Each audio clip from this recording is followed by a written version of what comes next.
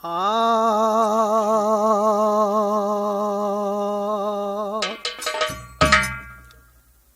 बाबूलाल पाल, ग्राम बनमई। हमारा mobile number 9935005494। सुर सरगम स्टूडियो, ये दुर्गेश तूफानी, सेमरी बाजार। और हमारे भाइयों को हार्दिक स्वागत है। हमारे गुरुजी माधवराम, उन्हीं के बिरहा श्यामचरित नौखंड में श्यामचरित मानस का रचना किए हुए हमारे गुरुजी के पाव।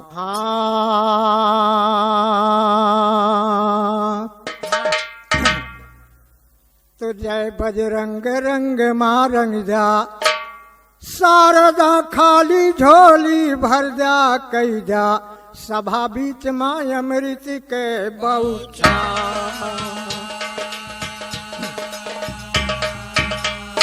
सरस्वती ने सुर दिया कि गुरु ने दीना ज्ञान, अब मात पिता ने जन्म देह की कर्म लिखे भाग्यो।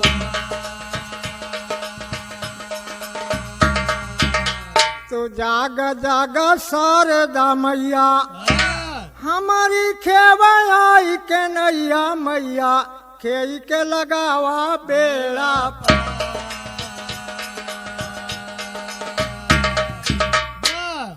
हाँ भैया, ये देवी गीत है, कहना वही है।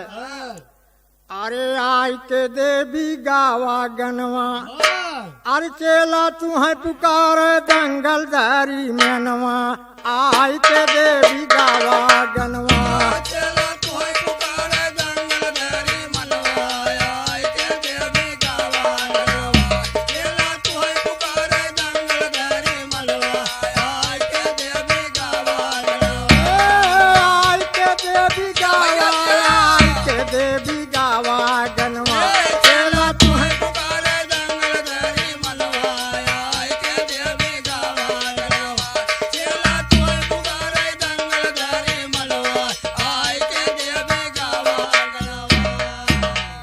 अरे हे काली कलकत्ते वाली, हाथे लिया भुजाई। अरे राखा सनमान जगदम्बा, बजे सभा माता। अरे माली साजे बाटे पूजा के सामनवा, आय के देवी गावा गनवा।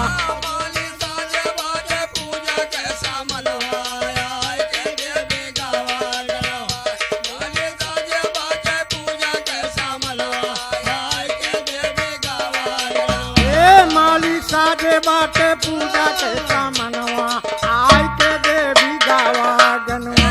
माली साजे बाटे पूजा के सामनवा, आय के देवी गावा गनवा। माली साजे बाटे पूजा के सामनवा, आय के देवी गावा गनवा।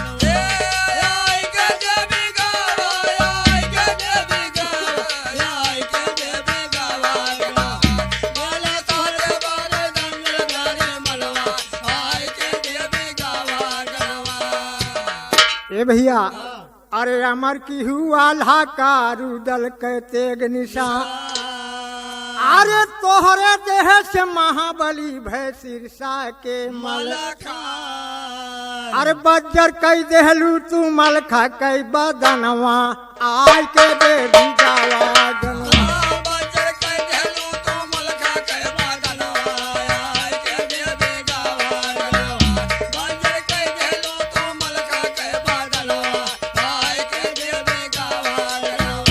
बज्जर कई देहलू तू मलखा के बदनवा, आय के देवी गावा गनवा। चेला तू है पुकारे दंगल धारी मनवा, आय के देवी गावा गनवा। चेला तू है पुकारे दंगल धारी मनवा, आय के देवी गावा गनवा। ए भैया, अरे मुरली वाले श्याम नाम के राखा आज निशान।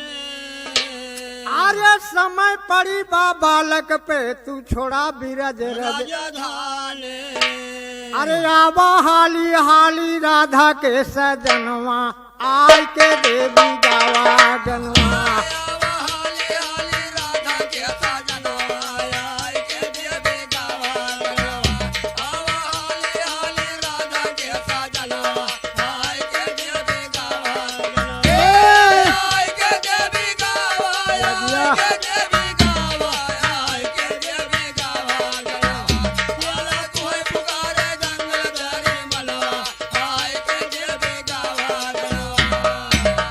अरे भैया, अरे गुरु हमारे माधो राम जे के बनमई मकान, अरे सीताराम और श्याम लाल जो आहे बजावन हार, अरे गाँव में बाबू लाल एक गाँव में कनवा आय के देवी गावा गनवा।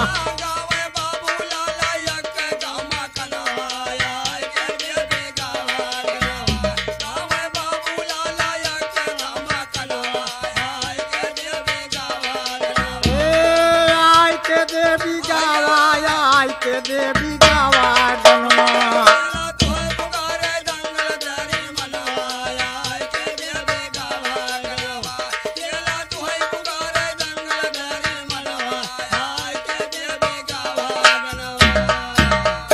हाँ भैया, ये देवी गीत यानी कि अब चक्रव्यूह का लड़ाई हम स्टार्ट कर रहे हैं और भाइयों को बहुत बार बार आशीर्वाद है।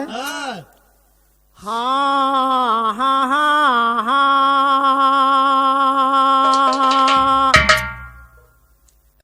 हाँ हाँ हाँ, कहा कि हनुमत पार लगावा नैया, तोहरे बिना न केहू खेवैया, आवा स्वर्ग से शारदा मैया,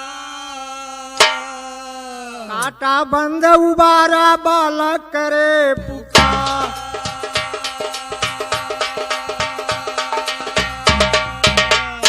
अच्छा बालक करे पुकार, सभा माँ शारद मैया आवा, बाजी बान सितार डमरू के बैठ जबनिया, कृष्ण कन्हैया गोकुल वाले दया निधान, 1600 सखियन के बीचे तुम ही रहस, होत उघारी रानी दूरपति तुम ही तीर, जैसे कौरों पति जी जो धन पापिक मान घटावाना, वैसे मान घटे दुश्मन के हमरे बिने में, जान कसूसा सैदी घरे नेबुआ नोन चटावाना, सायर माधो राम के दहने बंसी आज बजावाना, होत लड़ाई महाभारत में कौरों सभा लगावाना, ऊंच सिंहासन पे दुर्योधन द्रोणा का बैठावाना, कांपे दहिया दुर्योधन के नैनन नीर बहावाना, काहे छत पर गुरु दियो मोर नैया पार लगावाना,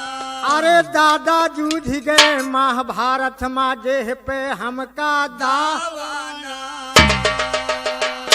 ए भैया, अरे वीर केहू नाय परत बाद खाई ना, भैया केहू नाय परत बाद खा,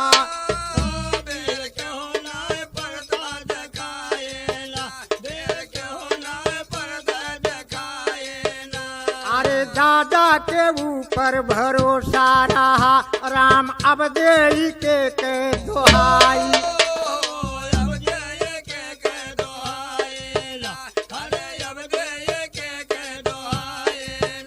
अरे बिने दादा के लाज कैसे रहे, ताज अब के करे मुड़वा बनाए,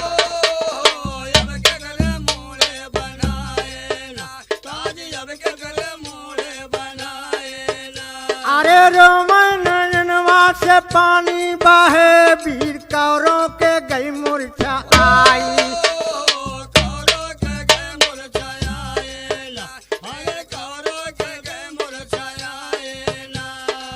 ए भैया, यारी कौरों दल के सब रोवत है कि बिना दादा के लाज हमान ना रहे, ताजी अब केकरे मुड़े बंधाई, यारी करण वीर कहता है, अरे उठ के करण वीर कौरों से कहे, भार सेना के दिया सौंप,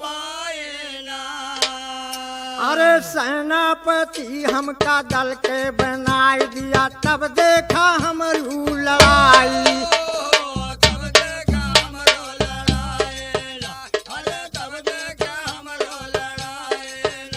अरे होत भी न सार मूड़ी अर्जुन के काटब, हाथे मदेव पकड़ाई,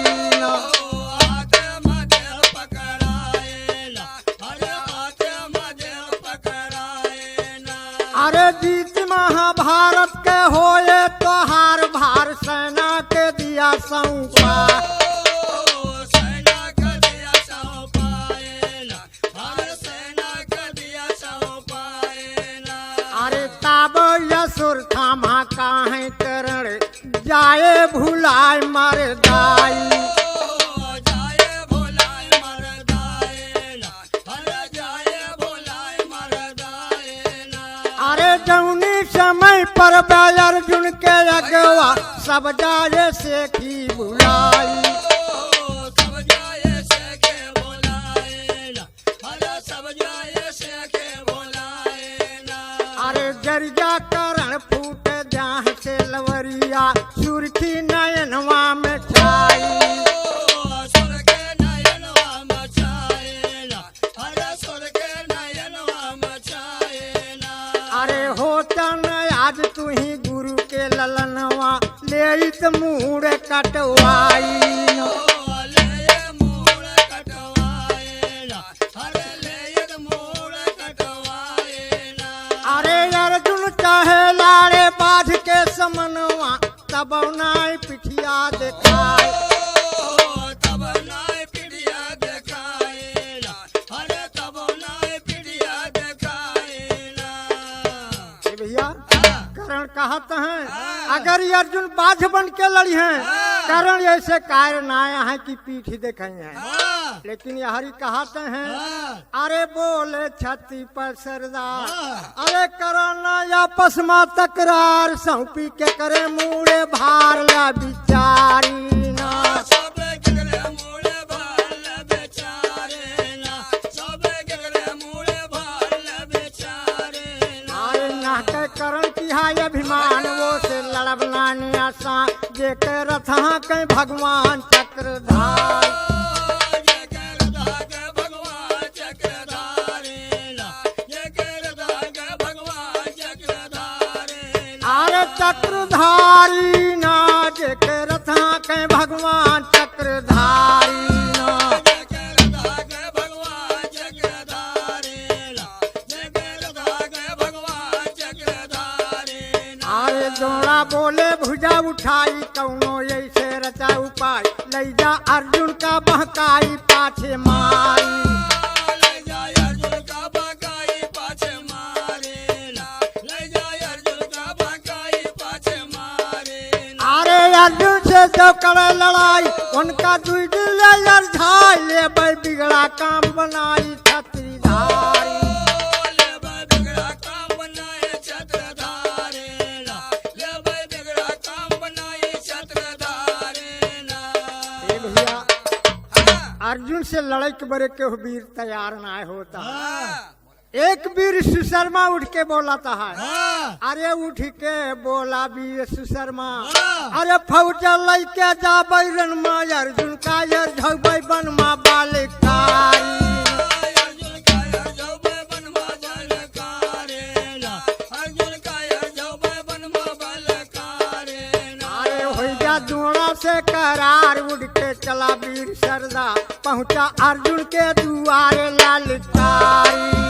पहुंचा अर्जुन के दुआरे ललकारेला, पहुंचा अर्जुन के दुआरे ललकारेला। अरे अर्जुन आज मुकलबा तोहरे बनवा सुशर्मा के लहर झंडा कौरो पद के फारे रण में झार।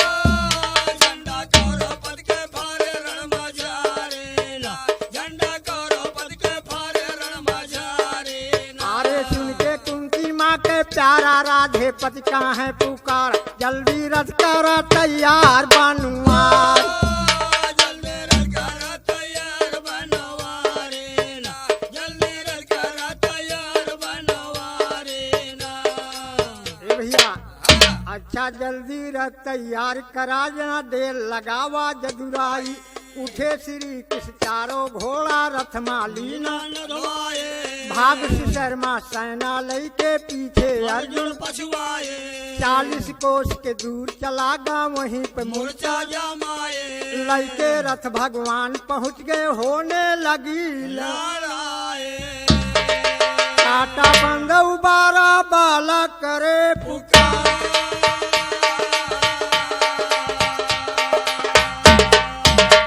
कहा कि सेनापति बने गुरुदोड़ा, जिसका जगमाना इन्हें जोड़ा, सारथी ना धेरा थमा घोड़ा।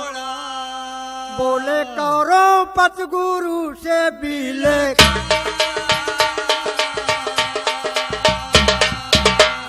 अच्छा कहन लगे बिल खाई गुरु से दुर्योधन अत्याचारी। तोहरे हाथे लागिया है ला कौरों दल का, विजय करायदा महाभारत माँ कौरों कई गा गद्दारे। दोड़ा गुरु कहें कौरों पद काहे फिक्र किया भारे। हाथ हथकड़ी धर्मराज के पाँव में बेड़िया देव डारे। बाजा बज गया समर भूमि का कहे गुरु जी तैयारे। और धरे बाण जब धनुष के ऊपर बरसे लागे चिनगारे। जहचन बाण चला द्रोणा के सरग में छाई। आफत मच गया पंडो दलमा ज्वाने करें फिक्र भारे। सेना नायक भीमसेन तब और पवन तुझ धारे। लाइके गदा ये भीमसेन तब कौरव दल हुआ सुशर्मा के सथवा माँ होती है मारा मारे। अरे वही समय मारण मंडल से बोले पीतम ए भैया। अरे तो बोले राधापति भगवान अर्जुन हाथे धनुष समा, जाके हसनापुर का मारा शक्ति बनवारा।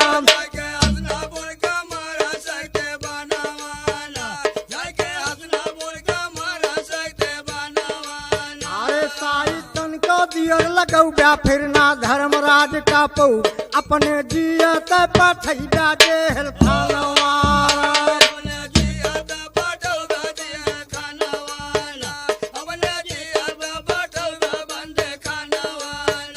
अपने जियत पठैबा, अपने जियत पठैबा, अपने जियत पठैबा जेल खानवारा।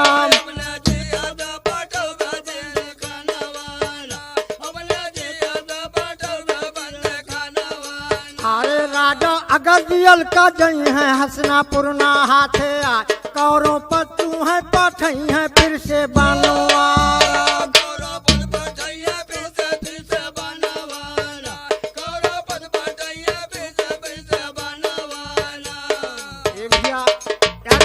भगवान अर्जुन को समझावता है कि धर्मराज को कष्ट पड़ा है, अगर तू हाथे धनुष ना उठाया कौरों पर तुम्हें फिर से बनवा भेज देंगे। यारी भैया कहते हैं अरे अर्जुन हाथे धनुष संहारा, और झट्टई व्याकुल बाण निकारा, जाके हसनापुर का मारा शक्ति बनवारा।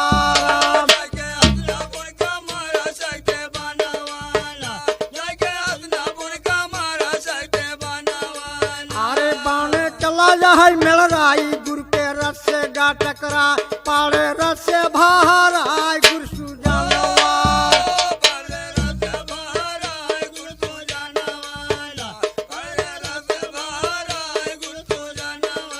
अरे घूमा धर्मराज की वरिया, कट गए हाथे के जंजीरी, पांडव पीटे लगन हथौड़िया भाई मगनवा।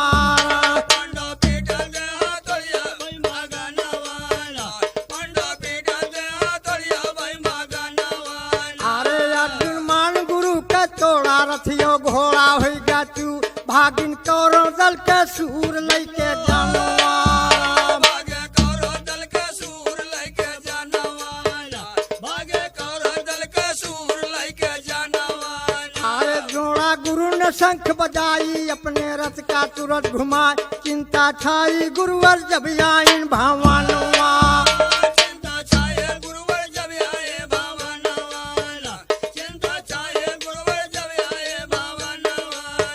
लागे कौरों के दरबार बैठे सूर कसे हथिया, बोले दुर्योधन मन मार के समनवा।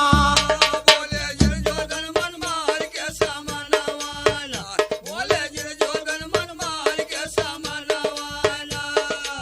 भैया यारी दुर्योधन कहता है अरे गुरुदेव आदि अर्जुन महाभारत में न आया है, लेकिन काहे का हारी हो गए। हाँ, यारी भैया उनका कहा था, हाँ, अरे वारे संहारी ना सक्या, हाँ। कारण कवन चूक बह भारी वा संहारी ना सक्या।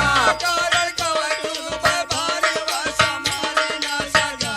कारण कवय चूक भय भारी वा समारी ना सका। आहा, कारण कवन चूक बह भारी वार संहारी ना सक्या, कारण कवन चूक बह भारी वार संहारी ना सक्या।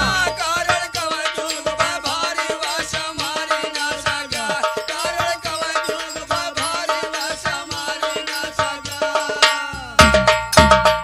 ये भैया जी दुर्योधन कहते हैं, हाँ। अरे हे नाय महाभारत ही अंदर कुंती सुतरण, राधे अरे मूर्छित गिरा गुरुजी आए कहाँ से। अरे वीर वो कवन बाण जो मारी वार संहारी ना सक्या। बिरवा कवल बाण जमारे वा समारी ना सका। बिरवा कवल बाण जमारे वा समारी ना सका। अरे वीर वो कवन बाण जो मारी वार संहारी ना सक्या, कारण कवन चूक भय भारी वार संहारी ना सक्या। कारण कवय चूक भय भारी वा समारी ना सका। कारण कवय चूक भय भारी वा समारी ना सका। ए भैया दोड़ा कहे पांडवों से हस्ती जगमा बाट, के का अरे हाहाकार मचाई शरण मा बाण रहा। होगे का अरे जे करत हाँ कहीं मुरारी वार संहारी ना सक्या। जेकर दहा कय मुरारी वा समारी ना सका। जेकर दहा कय मुरारी वा समारी ना सका। हाय जे करत हाँ कहीं मुरारी वार संहारी ना सक्या, कारण कवन चूक भय भारी वार संहारी ना सक्या। कारण कवय चूक भय भारी वा समारी ना सका। कारण कवय चूक भय भारी वा समारी ना सका। यारी जोड़ा कहते हैं, हाँ, उनसे लड़के जे के रथ भगवान हाकत है वो केहू के बस का ना है। हाँ, लेकिन जोड़ा कहता है, हाँ, जोड़ा कहे सुनिला इतना बाटे प्रण हाँ। अरे चक्र बीहू के रचना करबे भोर होत भिन, अरे द्वार पैसा तो रह तैयारी व संभारी ना सक्या। गौर पैसा तो रहता यारी वा समारी ना सका। गौर पैसा तो रहता यारी वा समारी ना सका। आहा, द्वार पैसा तो रह तैयारी वार संभारी ना सक्या, कारण कवन चूक भय भारी वार संभारी ना सक्या। कारण कवय चूक भय भारी वा समारी ना सका। कारण कवय चूक भय भारी वा समारी ना सका। अच्छा रह तैयारी सात द्वार पे महारथी सब रखवारा, शिवा एक अर्जुन के जगमा लेहे नायक, के अवतारा फाटक तोड़े चक्र व्यूह के यशमा, के दुलारा रात रात माँ गुरु दियो जी के है बिहू का तैयारा। बोले कौरों से गुरु जी बीले।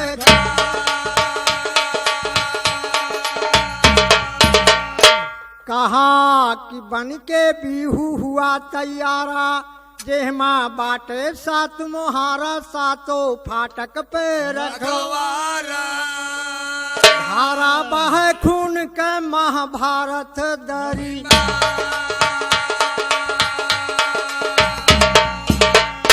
अच्छा धारा बह खून के भैया महाभारत दरमियान, सुना बन के बीहू तैयार भवा गुरु दुड़ा करें। लाल सुना पहले द्वार पे यहाँ जयदर ठाढ़े कस, कमाल सुना पांडव से जीते का पाए शंकर से। बरदाय सुना अरे माधव राम कहरवा लिखते महाभारत से। शान सुना। अमहिया यारी कहते हैं, हाँ, अरे सेना जारी हो गई ना, सात फाटक पे तैयारी सेना जारी हो गई ना। सातों फाटक पे तैयारी से न जारी होई गना। सातों फाटक पे तैयारी से न जारी होई गना। आह सेना जारी सेना जारी सेना जारी हो गई ना। सातों फाटक पे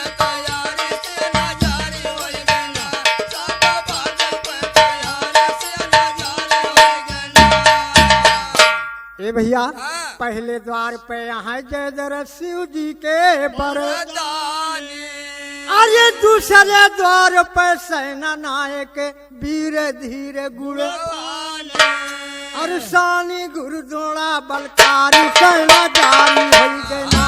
साने गुरुद्वारा बलकारी सेना जारी होई गइना, साने गुरुद्वारा बलकारी सेना जारी होई गइना। ओहो सानी गुरुद्रोणा बलकारी सेना जारी हो गए ना। सात फाटक पे तैयारी सेना जारी हो गए ना। सातो फाटक पे तैयारी सेना जारी होई गइना, सातो फाटक पे तैयारी सेना जारी होई गइना। ए सेना जारी होई गइना, सेना जारी होई गइना, सातो फाटक पे तैयारी सेना जारी होई गइना, सातो फाटक पे तैयारी सेना जारी होई गइना।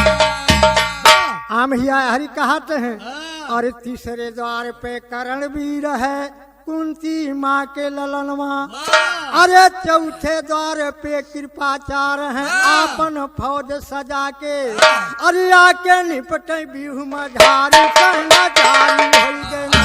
आई के निपटे बीमा जारी सेना जारी होई गइना, आई के निपटे बीमा जारी सेना जारी होई गइना। आहा के निपटे बिहु मझारी सेना जारी हो गए ना। सातों फाटक पे तैयारी सेना जारी हो गए। सातो फाटक पे तैयारी सेना जारी होई गइना, सातो फाटक पे तैयारी सेना जारी होई गइना। ए भैया पचे चौथे द्वार पे असुर थाम हाँ पचे पे, अरे छठे फाटक महारथी बा, अरे भूर सरुआ बना, अरे गामा छे के खड़ा दुआर सेना जारी हो गए ना। गामा छे के कड़ा दुआरी सेना जारी होई गइना, गामा छे के कड़ा दुआरी सेना जारी होई गइना। ए सेना जारी होई गइना, सेना जारी होई गइना, गामा छे के कड़ा दुआरी सेना जारी होई गइना, गामा छे के कड़ा दुआरी सेना जारी होई गइना। ए भैया सतवें द्वार पर दुर्योधन है, अरे सतवें द्वार पे छत्रपत है आपन फौज सजाए, सजा के अरे द्रोणा गुरु कहे कौरों पत पाती लिखा बना, बना के अरे आई के निपटे बिहु मझारी सेना जारी हो गए ना। आई के निपटे बीमा जारी सेना जारी होई गइना, आई के निपटे बीमा जारी सेना जारी होई गइना। ए सेना जारी हो गई ना, सेना जारी हो गई ना। आई के निपटे बिहु मझारी सेना जारी हो गई। आई के निपटे बीमा जारी सेना जारी होई गइना, आई के निपटे बीमा जारी सेना जारी होई गइना। अच्छा करण आई निपटार ब्यूमा पांडो पत बलवान, लिखा सत्य कागज के ऊपर रचाया है मैं, जब ना लड़ब्या चक्र व्यूहमा निकरा होत, बिहार सुना लड़के पाती चला दूत पहुँचा पांडो के मत, मकान सुना लगी कचहरी धर्मराज के बैठे वीर, महान सुना सब आपस में करें मुस्बिरा होए काम, बिहार सुना वही समय माँ दूती आए राजा से कहे पर, राम सुना देह पत्रिका धर्मराज का खोल के पढ़े सुन, पुराण सुना नावा सुन के चक्रव्यूह के कोमल बदन सुन। पुराण सुना ए भैया अरे तो पहुँचा कौरों का परवाना पढ़ के धर्मराज घबरान, जैसे लाख कलेजे बान पढ़े पतियाराम। जैसे लाख कलेजे बाण पढ़ते पतियाना, जैसे लाख कलेजे बाण पढ़ते पतियाना। जैसे लगा कलेजे बाना, जैसे लाख कलेजे ना, जैसे लाख कलेजे बान पढ़े पतियाराम। जैसे लाख कलेजे बाण पढ़ते पतियाना, जैसे लाख कलेजे बाण पढ़ते पतियाना। अरे पूछे भीमसेन बलवाना भैया जल्दी करा बयान, पार्टी पढ़ के बासु खान के हलकियाना बाते पड़त सुकान के लखियाना बाते पड़त सुकान के लखियाना आए बोले कुंती के ललनवा जोड़ा बिहु पे कहे रचनो हम का करे बड़े मैदान माया बाची हमका करे बड़े मैदान आए बापा तियाना हमका करे बड़े मैदान आए बापा तियाना हमका क्यों न पड़े दिखाई अब तो कौन से करे लड़ाई तब के पंडों के बचाई ले वे लगिया तो पंडों का बचाए ले दला जियाना तो पंडों का बचाए ले दला जियाना आए रोए धर्मराज बलकारी झरझर बाहे नैन से बा कहवा सोई गया बनवारी यही फतिया माँ कावा सोई गया बनवारी आया फतियामा कावा सोई गया बनवारी आया फतियामा अरे कहवा पाटा अर्जुन भैया डूबी पंडन कुल के नहीं आई के लाज बचावा मोर काटा विपतिया आई के लाज बचावा मोर काटा भी फतियाना आई के लाज बचावा मोर काटा भी फतियाना अरे आई के लाज बचावा ना हो आई के लाज बचावा ना आई के लाज बचावा मोर काटा विपतिया आई के लाज बचावा मोर काटा भी फतियाना आई के लाज बचावा मोर काटा भी फतियाना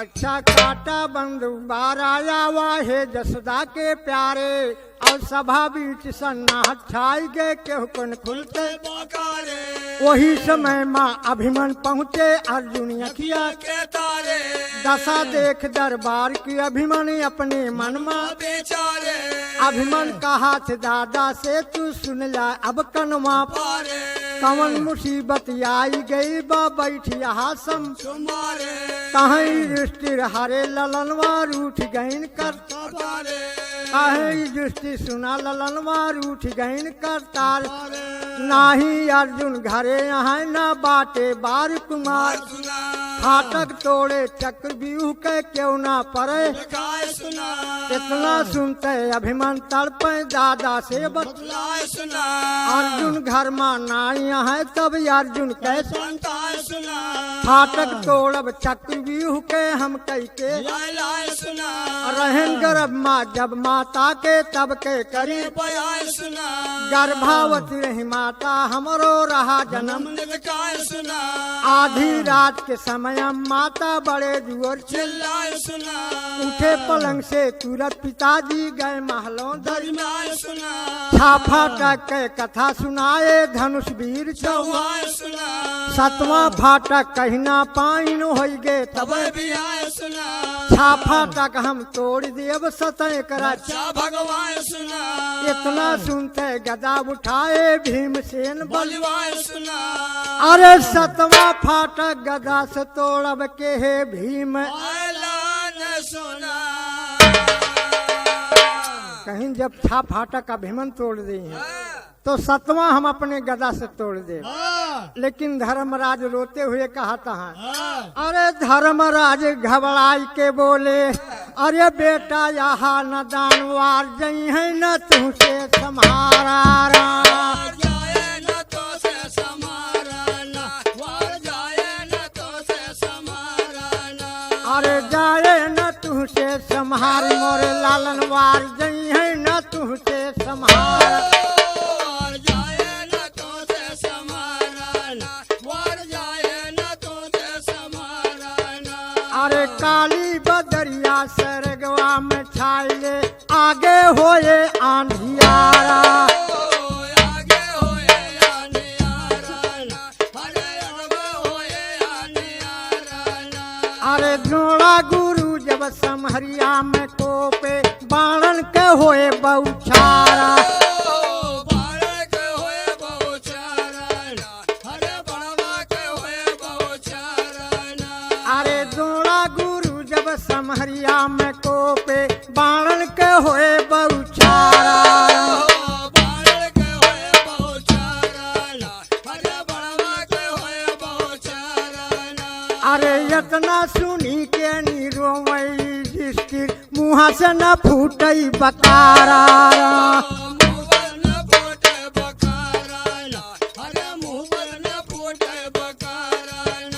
अरे काहे धर्मराज तू है कैसे कही लाल हमारे नयनवा के तारा हमरे नयनवा के तारा अरे हमरे नयनवा के तारा अरे बाली उमरिया 14 साल कई खेलै के दिनवा तुम्हार खेले का दिनवा तुम्हारा अरे खेले का दिनवा तुम्हारा अरे अभिमन है दादा छोड़ा फिक्रिया माह माया हमारा बिसारा मोहमाया हमरो बेचारा अरे मोहमाया हमरो बेचारा अरे लइके विजय चक्र व्यू से लौटबे बोला नया चुप मारा बोला नया चुप मारा अरे बोला नया चुप मारा ए भैया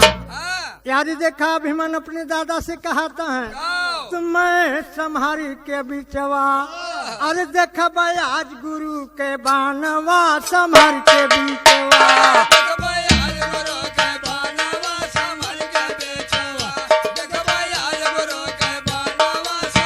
अरे हे संहार के बिचवा राम संहार के बिचवा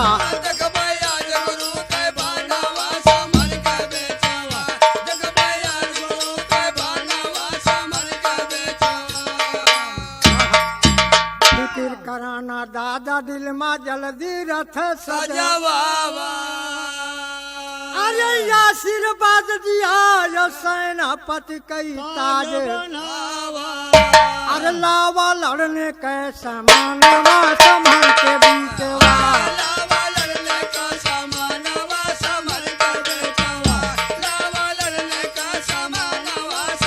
आहा लावा लड़ने के समानवा संभल के बीचवा देखब आज गुरु के बानवा संभल के बीचवा